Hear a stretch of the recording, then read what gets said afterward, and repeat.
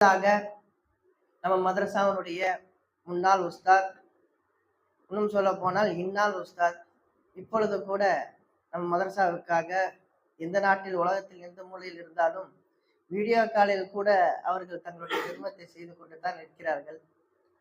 அவர்கள் இந்த நிகழ்ச்சிக்கு சீஃப் கெஸ்டா வந்திருக்கிறாங்க. அவர்கள் தங்களுடைய சில கருத்துக்களை நம்மோடு பகிர்வார்கள்.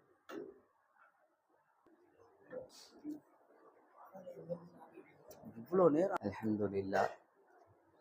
அஸ்ஸலாமு அலைக்கும் வரஹ்மத்துல்லாஹி வபரகாத்துஹு.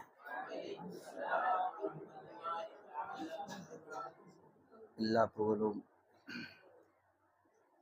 அல்லாஹ் ஒருவனுக்கு உரித்தாகட்டுமாக. அவனுடைய அன்பும் அருளும் முத்து முஹம்மது ரசூலுல்லாஹி ஸல்லல்லாஹு அலைஹி வஸல்லம் அன்னவர்கள் மீதும் அவர்களுடைய வார்த்தைகளை வாழ்க்கையாக்கி பின்பற்றக்கூடிய சத்திய சஹாபாக்கள், தாபீன்கள், தபா தாபீன்கள், இங்கு அமர்ந்திருக்கும் நம் அனைவரின் மீதும் உண்டாகட்டுமாக. ஆமீன். அம்மாணவம் இந்த மன்ற நிறைவு விழா ஒவ்வொரு வருடத்திலும் இத்தகைய நிகழ்ச்சி ஏற்பாடு செய்யப்படுகிறது. இந்த நிகழ்ச்சியின் நோக்கம், இந்த வருடத்தில் நாம் நம்மளுடைய பேச்சாற்றலை எவ்வாறு பண்படுத்தியிருக்கிறோம் அல்லது இதை நாம் பிரயோஜனப்படுத்தியிருக்கிறோமா இல்லையா என்பதை தனக்குத்தானே சோதித்து கொள்ளும் ஒரு களமாகத்தான் இந்த மன்ற நிறைவு விழா அமைஞ்சிருக்கு. இந்த மன்ற நிறைவு விழாவில் நம்மளுடைய செயல்பாடுகள் இந்த வருடத்துல எப்படி இருந்துச்சு, குறிப்பாக பேச்சு எப்படி இருந்துச்சு. கலாம் என்று சொன்னா அது ஒருத்தவர்களை கலீம் என்ற வேர்ச்சொல்லிலிருந்து வந்தது என்பதாகவும் சொல்லுவார். அது ஒருவனுடைய மனதை காயப்படுத்தும் அல்லது அது ஆறுதலாகவும் இருக்கும். அதனால தான் கலாம் என்ற வார்த்தை இருக்கிறது, அது மிகவும் பேணுதலாக பயன்படுத்த வேண்டிய வார்த்தை. நாம் சொல்லக்கூடிய வார்த்தைகள் அது எதிர்த்தரப்புவாதிகளுக்கு எப்படி விளங்கும் என்பதாக நம்மால் புரிந்து கொள்ளவே முடியாது. நாம் நல்ல கருத்தில் பேசியிருப்போம், கேட்கக்கூடியவனுடைய சிந்தனை தவறாக இருந்தால் அவன் தவறாகத்தான் எடுத்துக்கொள்வான். குறிப்பாக இந்த பேச்சு பயிற்சி இந்த மன்றத்தில் நாம் கவனிக்க வேண்டியது மொத்தம் 4 செய்திகள்.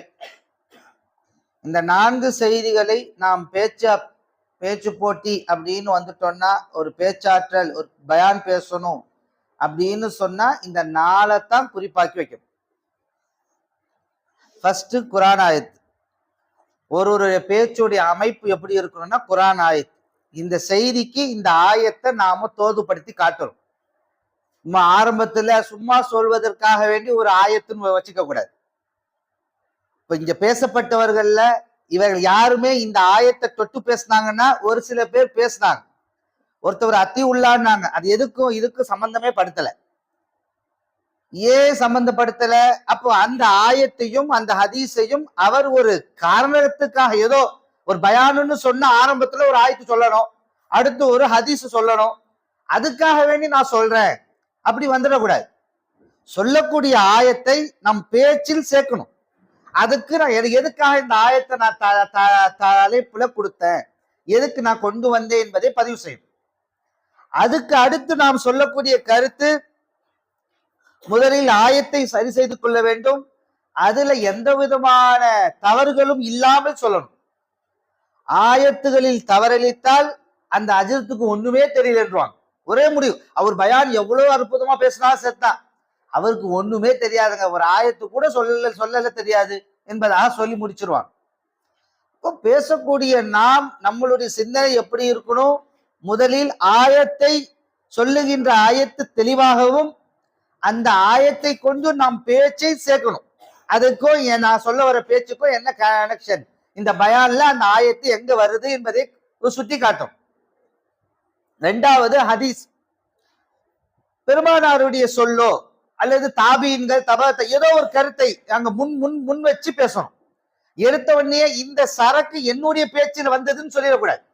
நம்மள பேசுறன இதெல்லாம் என்னுடைய சுய கருத்து என்பதாக விளங்கிடக் கூடாது என்பதற்காக வேண்டி ஹதீஸையும் அல்லது முன்னோர்களுடைய சொற்களை சொல்லி காட்டும். அதுதான் அந்த வார்த்தை, அந்த பேச்சு தான் அழகா இருக்கும். நீங்க பெரிய பேச்சாளர்கள் அப்படின்னு நீங்க எடுத்து எல்லா யூடியூப்லயும் நிறைய போடுறாங்க, நீங்க எடுத்து பாருங்க. யாரெல்லாம் பேச்சாளர்கள் சொல்றாங்களோ அவர்கள் முதலில் பேசக்கூடிய அந்த ஆயத்தையும் ஹதீஸையும் வச்சுதான் அவங்க பேச்சையே வழி நடத்துவாங்க. அந்த ஹதீஸுக்கு இன்னொரு ஹதீஸ், ஒரு ஆயத்துக்கு இன்னொரு ஆயத்து, இப்படி தோதுப்படுத்தி கனெக்ஷன் கொடுத்து கனெக்ஷன் அப்படி போனாதான் உங்க பேச்சு அழகா இருக்கும். இல்லைன்னா ஏதோ ஒரு பேச்சு ஒரு 10 நிமிஷம் பேச சொல்லி இருக்கிறாங்க என்பதாக போயிடும்.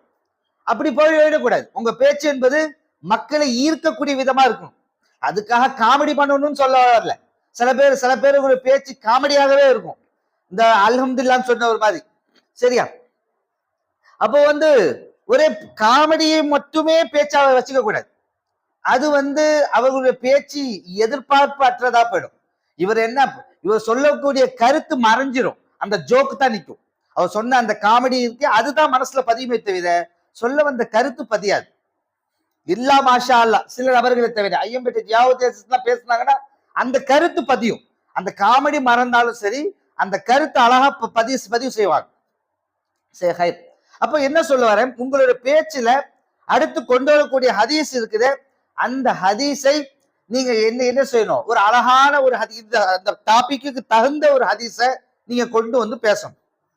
அப்படி பேசும் பொழுது இந்த கருத்து என் கருத்து இல்லை என்பதை அங்க வெளிப்படையா சொல்லணும். இந்த ஹதீஸின் அடிப்படையில் தான் நான் சொல்றேன், இந்த ஹதீஸுடைய இந்த ஆயத்தின் அடிப்படையில் நான் பேசணும்.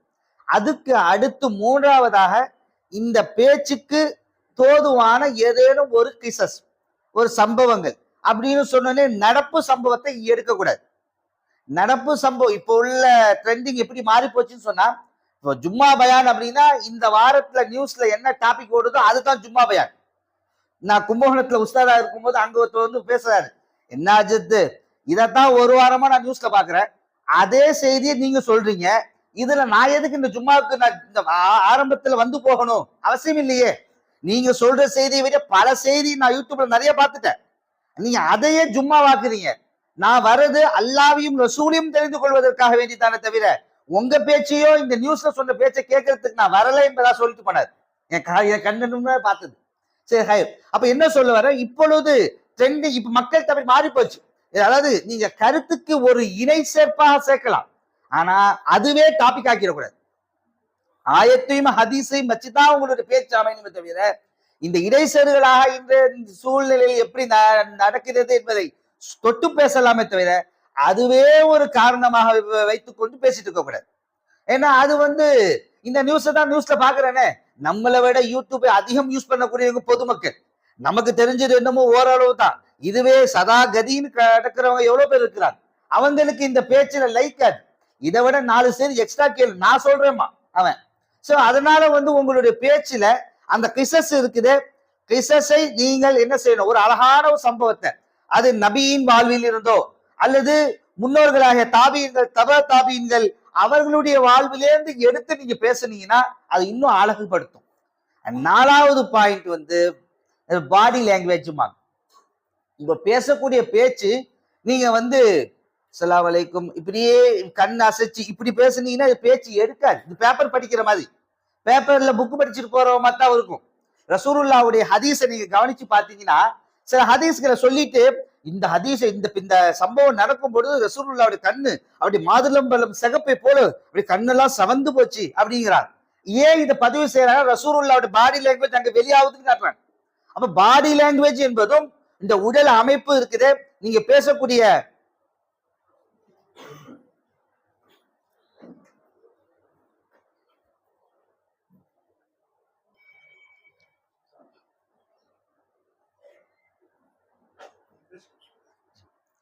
அப்போ ஒரு பேச்சு கலையில 4வதாக கவனிக்க வேண்டியது பாடி லாங்குவேஜ்.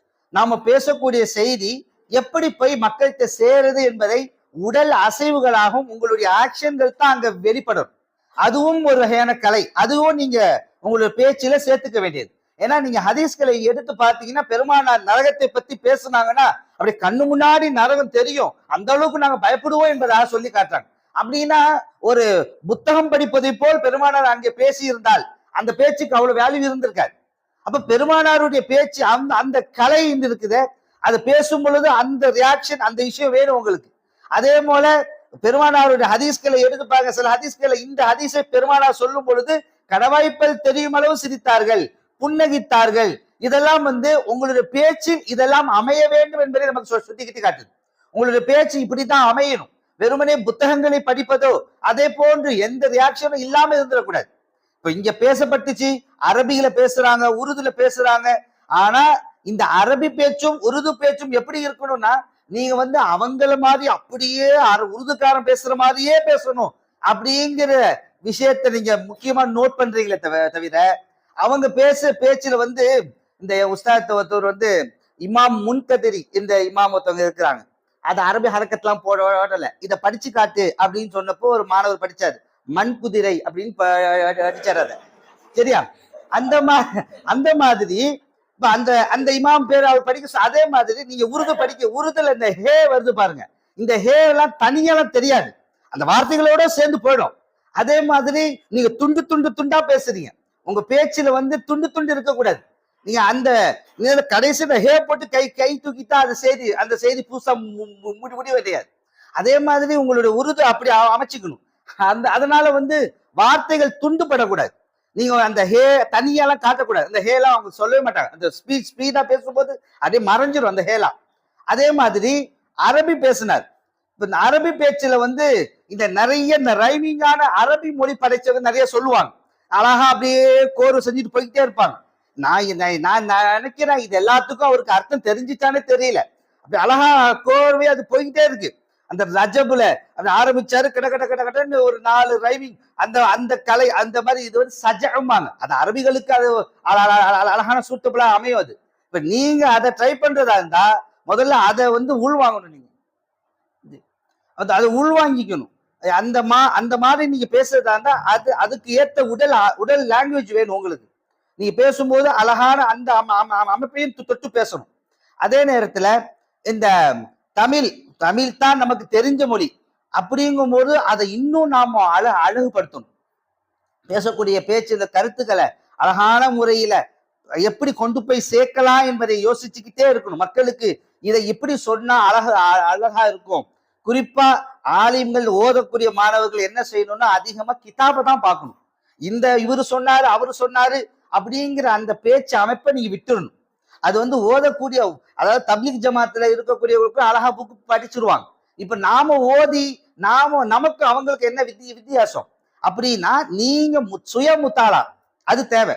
மாலிக் இமாம் ஒருத்தர் கேட்பாங்க, 99 மசாயில் கேட்பாங்க, அதுக்கு எதுக்குமே பதில் தெரியாதுன்னு தான் சொல்லுவாங்க. அப்படி இந்த ஷரஹுல் ஃபிக்ஹுல் அக்பர்ல பதிவு செய்வாங்க. அப்ப ஆலிம் என்று சொன்னால் நிறைய செய்திகளை உள்வாங்கி வைத்துக் கொள்வது மட்டுமல்ல, அந்த தேவை, உதாரணம் கேள்வி கேட்கிறாங்கன்னா அந்த கேள்விக்கு தகுந்த பதிலை தேடக்கூடிய ஆற்றல் நம்மகிட்ட வேணும். ஒரு அரபி கிதாபை எடுத்து என்னால அவங்க கேள்விகளுக்கு பதில் சொல்ல முடியும், முத்தாலா செய்ய முடியும், அதுக்குண்டான ஷரஹ் கிதாபை பார்க்க முடியும் அப்படிங்கிற அளவுக்கு தம்மை மெருகூட்டிக்கணும். அதுதான் ஒரு அழகான முறை. வெறுமனே செய்திகளை நிறைய சேர்த்துக் கொள்வதில் ஃபாய்தா கிடையாது. அதனால தான் அல்லாஹ் சொல்லும் போது பெருமானார் ஸல்லல்லாஹு அலைஹி வஸல்லம் சொல்லி காட்டுறாங்க, இன்னல்லாஹ கரிஹலக்கும் ஸலாஸ், உங்களுக்கு அல்லாஹ் வெறுக்கின்ற 3 விஷயங்கள் என்பதாக பெருமானார் ஞாபகப்படுத்துறாங்க. அதுல முதல் செய்தியே கீழ் வக்கால் என்பதாக பெருமானார் சொல்றாங்க. அவரு சொன்னாரு அதை வச்சு நான் பேசுறேன், இல்ல இவரு சொன்னாரு இதை வச்சு நான் பேசுறேன், இங்க கேள்விப்பட்டேன் அங்க கேள்விப்பட்டேன், அந்த பயான் அந்த அஜித் அந்த பயான் அப்படி சொன்னாங்க, இந்த அஜித் இப்படி சொன்னாங்க, அவர்கள் பேசியதற்கு அவர்கள் சாட்சி. அதனால அவங்க பேசுன நீங்க எடுத்து பேசுறதா இருந்தா உங்களுக்கு தஹரீஜ் வேணும். இது எந்த கிதாப்ல இருந்து எடுத்தோம், உங்களுக்கு இந்த கிதாபு தான் மிஷ்காத்துல இருந்து எடுத்தேன், இல்ல இஹ்யாவுல் முதில்ல இருந்து நான் எடுத்த இந்த செய்தியை என்பதாக நீங்க பதிவு செய்யும். அதுதான் உங்களுடைய பேச்சை அழகுபடுத்தும். இல்லைன்னு வச்சுக்கீங்களேன், அவங்களுடைய பேச்சை நீங்க அப்படி யூடியூப்ல இப்பெல்லாம் அப்படிதான் மாறி போச்சு. ஜும்மா பயான் வந்துச்சுன்னா ஒண்ணுமே செய்யறது இல்லை, யூடியூப்ல 2 அஜித் பயானை கேட்கறது, அப்படியே ஒப்பிச்சுட்டு வந்துடுறது. இப்படிதான் மக்கள் மாறி போயிட்டாங்க. அப்படி ஆயிடக்கூடாது. முத்தாலா என்பது மிக மிக அவசியமான ஒன்று. அதனால நாமும் அடிக்கடி அடிக்கடி நாம என்ன செய்யணும், கிதாபுகளை முத்தாலா பண்ண ஆரம்பிக்கணும், சுயமாக பேசக்கூடிய செய்திகளை கொண்டு வரணும். அப்போ கீழ் கால் கேட்டு பேசக்கூடிய அந்த பேச்சு இருக்குது, அதுல பொய் கலக்கவும் வாய்ப்பு உண்டு. அதனாலதான் பெருமானா சொன்னாங்க, கஃபாபில் மரி கதிபன் ஹதீஸபி குல்லிமா சமியா அவுகமாக்கால் பெருமா ஸல்லல்லாஹு. அப்போ ஒரு நபருக்கு ஒருவன் பொய்யன் என்பதற்கு அடையாளமே கேட்டதையெல்லாம் பேசுபவனாக இருப்பான் என்பதாக பெருமானா சொல்லி காட்டுறாங்க. இப்ப கேட்டதையெல்லாம் பேசக்கூடியவனாக ஆயிட்டோன்னு சொன்னா அது நம்மளை அது தவறின் பக்கம் தான் கொண்டு போய் சேர்க்கும், பாவத்தின் பக்கம் தான் கொண்டு போய் சேர்க்கும். ஏன்னா கீழ் கால் அல்லாஹ் வெறுக்கக்கூடிய வஸ்துவாக இருக்கு. அல்லாஹ் இந்த தன்மையை வெறுக்கிறான். எவர் ஒருவர் கேட்டு கேட்டே பேசக்கூடியவர், சுயமாக அதை ஆராய்ச்சி செய்யாமல் எதுதான் கேட்டே பேசக்கூடியவர்களை அல்லாஹ் வெறுக்கிறார் என்பதாக பெருமானா சொல்லி காட்டுறார். அது 2வது செய்தியை சொன்னாங்க, இதாத்துல் மால், வரக்கூடிய காசு பணத்தை வீண் விரயம் செய்யக்கூடியவர்களாக மாறிப்போம். அப்ப நாமும் அல்லாஹ் நமக்கு நிரப்பமான செல்வத்தை கொடுத்து இருக்கிறான். ஓ பாரிக்லனா ஃபீமா ஆத்தைத் என்பதாக பெருமானா ஸல்லல்லாஹு ஒவ்வொரு நாள் ஃபஜ்ர்லயும் கேட்பாங்க, எங்களுக்கு கொடுத்ததில் பரக்கத்தை செய்து கொண்டே இரு என்பதாக அல்லாஹ் கேட்டுக்கொண்டே இருந்தார் பெருமானா ஸல்லல்லாஹு. அதே போல் கையில் நிரப்பமான காசு பணம் அல்லாஹ் கொடுக்கத்தான் செய்கிறான். அதை நாம் எந்த விதத்தில் பயன்படுத்துகிறோம் என்பதை யோசிச்சுக்கிட்டே இருக்கணும். இதை தேவையான செலவுகளுக்கு பயன்படுத்துறோமா, இல்ல ஆடம்பர செலவுகளுக்கு பயன்படுத்துறோமா என்பதை நாம் அடிக்கடி அடிக்கடி அதை ஞாபகப்படுத்தி பார்த்துக்கிட்டே இருக்கணும் என்பதாக பெருமானா ஸல்லல்லாஹு ஞாபகப்படுத்தி காட்டுறாங்க. ஆக இதே போல அப்போ இந்த மாதிரி அல்லாஹ் வெறுத்த செய்திகள் சொல்வதையெல்லாம் கேட்டதெல்லாம் பேசக்கூடியவர், காசு பணத்தை இலாத்து மால் செய்யக்கூடியவர், இப்படி இருக்கக்கூடாது என்பதாக அல்லாஹ் வெறுக்கிறார் என்பதாக சொல்லி காட்டுறான். அதே நேரத்துல நாம இல்ம கத்துக்கிறோம், நம்மளுடைய இல்மு எப்படி இருக்கணும்னா அது அல்லாஹுவை அடைவதற்காக அந்த நியத்துக்கு தான் லில்லாஹியத் என்ற நியத்து வேணும். மக்களிடம் பேரை சம்பாதிக்கவோ புகழை சம்பாதிக்கவோ அப்படி ஆயிடவே கூடாது. நல்லா பயான் பேசினா நிறைய பயானுக்கு நம்மளை கூப்பிடுவாங்க, நிறைய காசு கிடைக்கும். இப்போ என்னுடைய நண்பர் ஒருத்தர் போன் போட்டு, இந்த பாருப்பா, நோம்புக்கு 30 நாள் நான் பயன் பேசணும், என்ன அதிசயமா என்னை செலக்ட் பண்ணிட்டாங்க எங்க ஊர்ல, நான் தான் 30 நாள் பேசணும், நான் பேசுற பேச்சுல ஒவ்வொரு வருஷமும் என்னதான் கூப்பிடணும், அந்த மாதிரி ஒரு டாபிக் வேணும், நல்ல தலைப்பு கொடு, செய்தி கொடு அப்படின்னு. இன்னைக்கு கூட 30 தலைப்பு அனுப்பி, இந்த தலைப்பு இதெல்லாம் எடுத்து பேசலாமா, இதெல்லாம் எங்கேருந்து எடுத்தேன்னு கேட்டேன். இதெல்லாம் ஹபீப் முகமது நதிவி ஹசரத்து, அப்புறம் ஹைதுல் இஸ்ஸத் அவங்க பேசின பயான், இதெல்லாம் இது அப்படியே பார்த்து அப்படியே நான் ஒரு சேர்த்து அழகான பேசலான்னு இருக்கிறேன் என்பதாக பதிவு செய்யறாரு. அப்போ இப்படி ஆயிடக்கூடாது. அத பெருமானா சொல்லி காட்டினாங்க, மன் தஅல்லமுல் இல்ம லியுபாஹி பிஹிமுல் உலமா, ஆலிம்களுக்கு மத்தியில் நான் பெரிய ஆலிம் என்பதை காட்டுவதற்காக எவர் ஒரு இல்மை கற்றுக்கொள்கிறாரோ, அவ் யுமாரி பிஹி சுஃபஹா, அல்லது மடையர்களுக்கு மத்தியில இந்த மாதிரி அஜரத்து ஒரு ஆள் வாய்ப்பு எப்ப அவ்வளவு அஜத்துமா அப்படின்னு மடையர்கள் புகழணும். அந்த பேச்சு எப்படின்னா அந்த மடையர்கள் புகழணும். அப்ப மடையர்கள் புகழ்வதற்காக வேண்டி எவர் ஒரு அந்த இல்மை கற்று அந்த மாதிரி இல்மை வளர்த்துக் கொள்கிறாரோ, அல்லது யஸ்ரிஃபு பிஹி உஜுஹன் நாஸ் இலைஹி, அல்லது எல்லா தேவைகளுக்கும் இவருக்கு தான் பெரிய அஜித்து, இவங்ககிட்ட கேட்டா தான் எல்லாமே நல்லா நடக்கும் அப்படிங்கிற மாதிரி மக்கள் எல்லாம் தன் பக்கம் வர வேண்டும் என்ற ஆசையில் ஒருவன் இந்த இல்மை கற்றுக்கொள்கிறார் என்று சொன்னால் ஃபஹுவ ஃபின்னார் என்பதாக பெருமானா ஸல்லல்லாஹு நவுது பில்லாஹ், அவன் நரகத்துக்குத்தான் செல்வான் என்பதாக பெருமானா சொல்லி காட்டுறான். ஆக நம்மளுடைய இல்மு லில்லாஹியத்தாக மாற வேண்டும். அப்போ நம்மளுடைய லில்லாஹியத் என்று சொன்னா ஏதோ இல்மு மட்டும் அல்ல, நம்மளுடைய ஒவ்வொரு செயல்களும் லில்லாஹியத்தாக மாறணும். அதனாலதான் பெருமானா சொன்னாங்க, எவர் ஒருவர் அல்லாஹ்வுக்காக மன் அஹப்ப லில்லா அபகல லில்லா ஆத்தா லில்லா மன லில்லா ஃபக்கத் இஸ்தக்மலல் ஈமான், எல்லாமே யார் அல்லாஹ்வுக்காக மாறி போகிறாரோ அவருடைய ஈமான் தான் நிரப்பமான ஈமான் என்பதாக பெருமானா ஸல்லல்லாஹு அலைஹி வஸல்லம் பதிவு செய்யறாங்க. இஹ்யா உல்முதீன் கஸாலி இமாம் ஒரு இந்த செய்தியும் பதிவு செய்யறாங்க. ஆச்சரியமா இருந்துச்சு. அதாவது நம்மலாம் அத்தர் எதுக்கு அடிக்கிறோம், நல்ல பெருமானா ஸல்லல்லாஹு அலைஹி வஸல்லம் சுன்னத்து என்பதாக அத்தர் பூசக்கூடியவர்களும் உண்டு, நல்ல வாசமா இருக்கணும்னு அத்தர் பூசக்கூடியவர்களும் உண்டு. அதுல கஸாலி இமாம் ஹதீஸ் பதிவு செய்யறாங்க, மன் தய்யப லில்லா யதி யௌமல் கியாமா